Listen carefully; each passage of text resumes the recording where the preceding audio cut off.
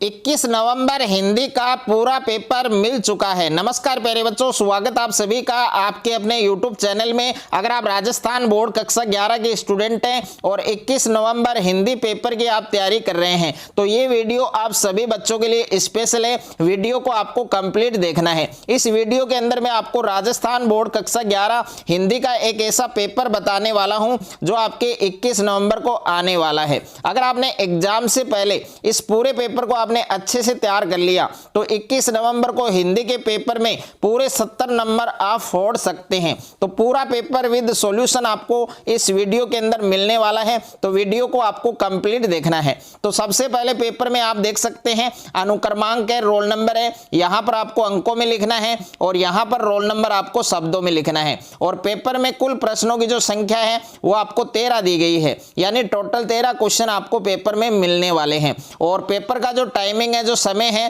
3 घंटे 15 मिनट आपको पेपर को हल करने के लिए मिलेगा। तो 3 घंटे 15 मिनट में पूरा पेपर हिंदी का आपको हल करना है। और पूर्णांक आप देख सकते हैं 70 नंबर का ये पेपर आपके होने वाला है। अगर आप भी 21 नवंबर हिंदी के पेपर में पूरे 70 नंबर अगर आपको फोड़ने हैं तो ये पूरा पेपर आपको अच्छे से तैयार करना है। पेपर में दोनों साइड में आप देख सकते हैं QR कोड है, वो भी दिया गया है। और कक्षा 11वीं अर्धवार्षिक परीक्षा हाफ ईयरली एग्जामिनेशन 2025-26 का ये पेपर है आपके, और हिंदी का पेपर है, हिंदी अनिवार्य का पेपर है। और पेपर का कोड आप देख सकते हैं 1103, ये आपके हिंदी पेपर का कोड है। सामान्य अनुदेश आप देख सकते हैं, इन अनुदेश इन जनरल इंस्ट्रक्शन को आपको जरूर फॉलो करना है। परीक्षार्थी प्रश्न पत्र के पहले पृष्ठ पर अपना अनुक्रमांक रोल नंबर अवश्य लिखें। यहां पर आपको अंकों में लिखना है, यहां पर आपको शब्दों में लिखना है।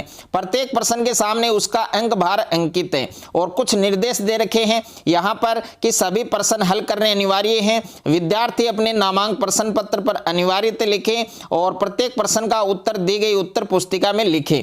तो पूरा पेपर हिंदी का विद सॉल्यूशन आपको मिलने वाला है। तो वीडियो को आपको कहीं पर भी स्किप नहीं करना है, वीडियो को आपको कंप्लीट देखना है। सबसे पहले पेपर के अंदर आपको खंड ए दिया गया है, सेक्शन ए दिया गया है। और सेक्शन ए के अंदर प्रश्न संख्या 1 है आपके बहुविकल्पी प्रश्न। और इसमें आपके प्रश्न संख्या 1 के अंदर निम्नलिखित अपठित पद्यांश को ध्यानपूर्वक पढ़कर दिए गए वस्तुनिष्ठ प्रश्नों के उत्तर अपनी उत्तर पुस्तिका में लिखिए। यानी पहला जो प्रश्न है प्रश्न संख्या 1 के अंदर फर्स्ट प्रश्न है, इसमें आपको पद्यांश दिया गया है और ये टोटल 5 नंबर का है। और इसके अंदर दूसरा जो प्रश्न है वो गद्यांश का है, यानी प्रत्येक प्रश्न आपके 1-1 अंक का है। तो टोटल 5 क्वेश्चन आपको दिए गए हैं। तो सबसे पहले आपको ये पद्यांश पढ़ना है कंप्लीट ध्यानपूर्वक केयरफुली कि जल को सहेजे, जल है जीवन, जल है अमृत, बिन जल सूना संसार, बूंद बूंद को सहेज कर रखो, जल है सृष्टि का आधार, वर्षा की बूंदों से सीखे कैसे गिरना और उठना। तो प्यारे बच्चों, सबसे पहले आपको ये पद्यांश कंप्लीट आपको पढ़ना है, ध्यानपूर्वक पढ़ना है। उसके बाद इसमें जितने भी क्वेश्चन दिए गए हैं प्रत्येक क्वेश्चन के आंसर आप आराम से बना सकते हैं।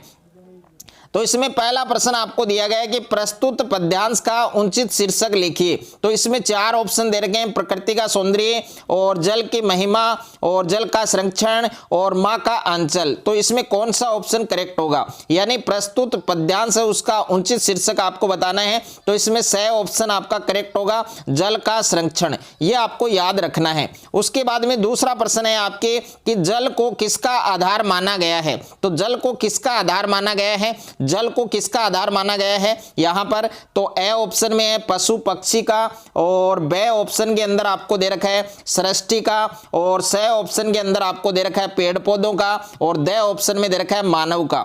तो यहां पर जल को किसका आधार माना है, सृष्टि का आधार माना गया है। तो इसमें बे ऑप्शन आपका सही होगा।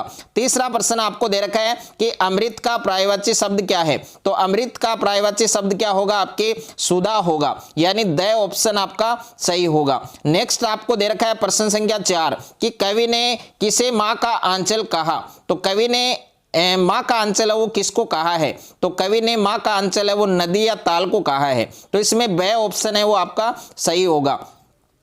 पांचवा प्रश्न है कि बंजर का अर्थ आपको बताना है। तो बंजर का अर्थ क्या होगा इसमें, तो बंजर का सही अर्थ होगा आपके उत्सर। तो इसमें स ऑप्शन है वो आपका सही होगा। नेक्स्ट अगला क्वेश्चन दे रखा है आपके प्रश्न संख्या 1 के अंदर, निम्नलिखित अपठित गद्यांश को ध्यानपूर्वक पढ़कर दिए गए वस्तुनिष्ठ प्रश्नों के उत्तर अपनी उत्तर पुस्तिका में लिखिए। तो ये आपको गद्यांश दे रखा है, इस गद्यांश को आपको ध्यानपूर्वक पढ़ना है। यानी श्रद्धा का व्यापार स्थल क्या है, विस्तृत है।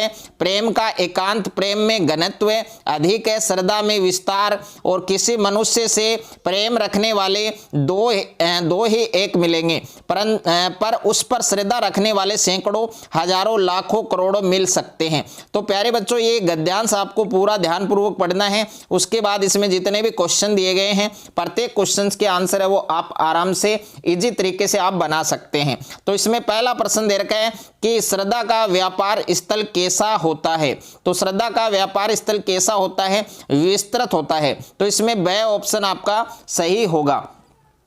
उसके बाद में अगला प्रश्न दे रखा है प्रश्न संख्या 2 कि कर्म का स्मारक किसे बताया गया है। तो कर्म का स्मारक है वो कर्ता को बताया गया है। तो इसमें स ऑप्शन आपका सही होगा।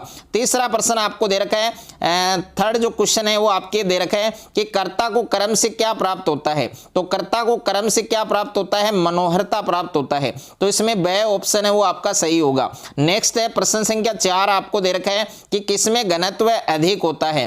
तो किसमें घनत्व अधिक होता है, प्रेम में घनत्व अधिक होता है। प्रश्न संख्या 5 आपको दे रखा है कि कर्ता अपने सत्कर्मों से क्या बन जाता है। यानी जो कर्ता है वो अपने सत्कर्मों से, अपने अच्छे कर्मों से क्या बन जाता है, शक्ति केंद्र बन जाता है। तो इसमें ए ऑप्शन है वो आपका सही होगा। अगला प्रश्न है आपके प्रश्न संख्या 2 आपको दे रखा है कि निम्नलिखित रिक्त स्थानों की पूर्ति कीजिए। और इसमें टोटल कितने क्वेश्चन है आपके, 6 क्वेश्चन हैं। तो पहला क्वेश्चन दे रखा है आपके कि अविकारी के मुख्यतः भेद होते हैं। तो अविकारी के मुख्यतः कितने भेद होते हैं, 4 भेद होते हैं। तो पहला जो रिक्त स्थान है उसमें आपको 4 लिखना है। दूसरा प्रश्न है आपके कि जिन शब्दों का मूल संस्कृत में है बिना रूप परिवर्तन किए हिंदी में प्रयुक्त इन शब्दों को क्या कहा जाता है। तो दूसरा रिक्त स्थान है उसमें आपको लिखना है तत्सम। दूसरे रिक्त स्थान में आपको क्या लिखना है, तत्सम आपको लिखना है। उसके बाद में तीसरा प्रश्न है आपके कि जिसका कोई शत्रु नहीं हो, जिसका कोई शत्रु नहीं हो, दुश्मन नहीं हो, इस वाक्यांश के लिए एक शब्द आप क्या प्रयुक्त करेंगे। तो जिसका कोई शत्रु न हो उसको हम क्या कहते हैं, अजात शत्रु कहते हैं। तो इस रिक्त स्थान में आपको क्या लिखना है डियर स्टूडेंट, अजात शत्रु आपको लिखना है। ओके, क्या लिखना है, अजात शत्रु। उसके बाद में प्रश्न संख्या 4 है कि जिस वाक्य में केवल एक उद्देश्य और एक ही विधेय होता है उसे हम क्या कहते हैं। तो उसे हम क्या कहते हैं, सरल वाक्य कहते हैं। उसे हम क्या कहते हैं, सरल वाक्य कहते हैं। तो इस रिक्त स्थान में आपको क्या लिखना है, सरल वाक्य लिखना है। क्या लिखना है प्यारे बच्चों, सरल वाक्य, ये नाम आपको लिखना है। प्रश्न संख्या 5 आपको दे रखा है कि अनिल धीरे धीरे चल रहा है। रेखांकित शब्द क्या है इसमें, धीरे धीरे। इसमें कौन सा अवयव निहित होगा, कौन सा अवयव होगा, क्रिया विशेषण। तो इस रिक्त स्थान में आपको लिखना है क्रिया और विशेषण। क्या लिखना है, क्रिया विशेषण। ये आपको 5वां जो रिक्त स्थान वाला जो प्रश्न है उसमें लिखना है। क्या लिखना है, क्रिया विशेषण। उसके बाद में अगला प्रश्न है आपके कि ऐसे शब्द जो समान अर्थ वाले प्रतीत हों किंतु अर्थ स्तर पर सूक्ष्म अंतर हो, कौन से शब्द कहलाते हैं। तो इसमें आपको लिखना है एकार्थक। इसमें आपको क्या लिखना है, एकार्थक आपको लिखना है। यानी ऐसे शब्द क्या कहलाते हैं, एकार्थक शब्द कहलाते हैं। उसके बाद में तीसरा प्रश्न आपको दे रखा है निम्नलिखित अति लघुतरात्मक प्रश्नों के उत्तर एक पंक्ति में आपको देने हैं। इसमें टोटल 11 क्वेश्चन है आपके, प्रत्येक क्वेश्चन 1-1 नंबर का है। तो पहला प्रश्न आपको दे रखा है कि लता की लोकप्रियता का मुख्य मर्म क्या है। तो लता की जो लोकप्रियता है उसका मुख्य मर्म क्या है, गानपन है। तो इसमें आपको लिखना है गान और पन। ओके, ये नाम आपको लिखना है। उसके बाद में दूसरा प्रश्न है आपके कि आलो आधारी पाठ की जो साहित्यिक रचना है, साहित्यिक विद्या है वो क्या है। तो इसमें आपको लिखना है आत्मकथा। इसमें आपको क्या लिखना है, आत्मकथा नाम आपको लिखना है। उसके बाद में नेक्स्ट है आपके तीसरा प्रश्न कि संचार की परिभाषा लिखें। तो इसमें संचार की परिभाषा लिखनी है। और प्रश्न संख्या 4 में आपको फीडबैक किसे कहते हैं, फीडबैक की परिभाषा लिखनी है। पांचवा प्रश्न है कि पूर्णमासी का चांद है वो किसे कहा गया है। तो पूर्णमासी का चांद किसे कहा गया है, इस प्रश्न का सही उत्तर आप सभी बच्चों को कमेंट बॉक्स में बताना है। और प्रश्न संख्या 6 आपके कि कबीर के अनुसार किसे देखकर लोग माया में मोहित हो जाते हैं। और 7वां प्रश्न है मियां नसीरुद्दीन पाठ के अनुसार तालीम का क्या अर्थ है। और 8वां प्रश्न है ईश्वर नामक तीसरी शक्ति है वो किन दोनों के मध्य व्याप्त है। और 9वां प्रश्न है शिव शंभू के चिट्ठे नामक रचना है उसके रचनाकार कौन है। तो प्रश्न संख्या 9 का आंसर भी आप सभी बच्चों को बताना है कि शिव शंभू के चिट्ठे नामक रचना है उसके रचनाकार कौन है। ओके। और प्रश्न संख्या 10 है आपकी कि हिंदी में सोनेट छंद को स्थापित करने वाले जो कवि हैं वो कौन है। और क्वेश्चन नंबर 11 है कि पालर पानी से क्या आशय है। जो पालर पानी है उससे आपका क्या अभिप्राय है, क्या आशय है, वो आपको बताना है। और उसके बाद में खंड ब है आपके, खंड ब में प्रश्न संख्या 4 आपको दे रखा है और इसमें 7 प्रश्न है टोटल। प्रत्येक प्रश्न आपके 2-2 नंबर के हैं। निम्नलिखित लघुत्तरात्मक प्रश्नों के जो उत्तर हैं वो लगभग आपको अधिकतम 40 शब्दों में देने हैं। तो पहला प्रश्न है कि जन संचार के प्रमुख 4 कार्य बताइए। दूसरा है शास्त्रीय संगीत में लता का क्या स्थान था और ये आपको समझाना है। तीसरा प्रश्न है कुएं और कुई में 3 अंतर बताइए। और चौथा प्रश्न है कि ब्रह्मा के एकाकार के लिए कबीर ने किन किन मान्यताओं को प्रकट किया है। 5वां प्रश्न है अप्पू के साथ 2.5 साल पाठ के अनुसार शूटिंग के दौरान किन किन समस्याओं का सामना करना पड़ा। और छठा प्रश्न है कि शिक्षा के क्षेत्र में फैली दुकानदारी को तो बंद होना ही चाहिए, इस पंक्ति का क्या आशय है, यह आपको समझाना है। और 7वां प्रश्न है अक्क महादेवी के अनुसार इंद्रिय संयम रखने के क्या क्या तरीके हैं, यह आपको बताने हैं। उसके बाद में खंड 6 दे रखा है आपके। खंड 6 के अंदर आपको प्रश्न संख्या 5 दिया गया है निम्नलिखित पद्यांश की सप्रसंग व्याख्या कीजिए। यानी मेरे तो गिरधर गोपाल दूसरों ने कोई जाके सिर मोर मुकुट मेरो पति सोई। तो ये जो आपको पद्यांश दिया गया है इस पद्यांश की आपको सप्रसंग व्याख्या है वो बनानी है। इसके अथवा में दे रखा है एक पद्यांश न हो कमीज तो पांवों से पेट ढक लेंगे। तो ये वाला पद्यांश है, इसकी सप्रसंग व्याख्या करना चाहते हैं तो इसकी कर सकते हैं। अथवा में जो प्रश्न आपको दिया गया है उन दोनों में से एक आपको करना है। प्रश्न संख्या 6 आपको दिया गया है कि निम्नलिखित गद्यांश की सप्रसंग व्याख्या कीजिए। जिस प्रकार आपका बहुत ऊंचे चढ़कर गिरना यहाँ के निवासियों को दुखित कर रहा है, गिरकर पड़ा रहना। तो ये जो गद्यांश आपको दे रखा है इस गद्यांश की आपको सप्रसंग व्याख्या करनी है। इसके अथवा में भी आपको एक गद्यांश दे रखा है तो दोनों में से एक गद्यांश की व्याख्या आपको बनानी है।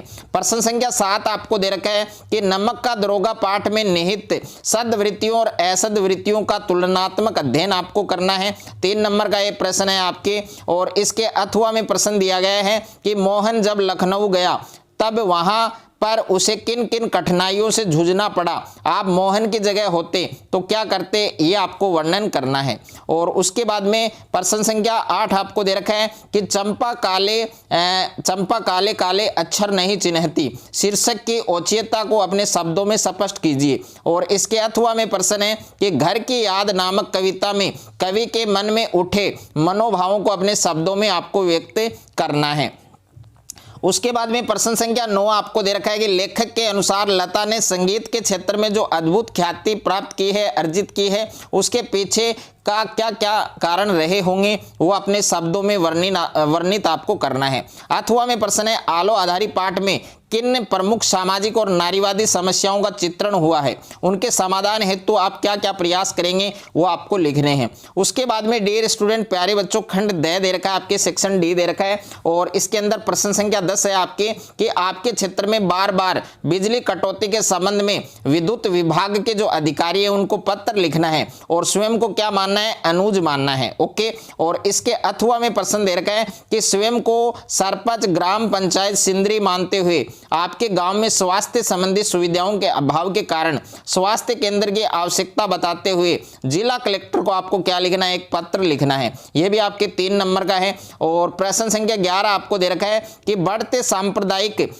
अलगाव देश के लिए विकट समस्या है, उस पर संपादकीय आपको लिखना है। यह भी 3 नंबर का है।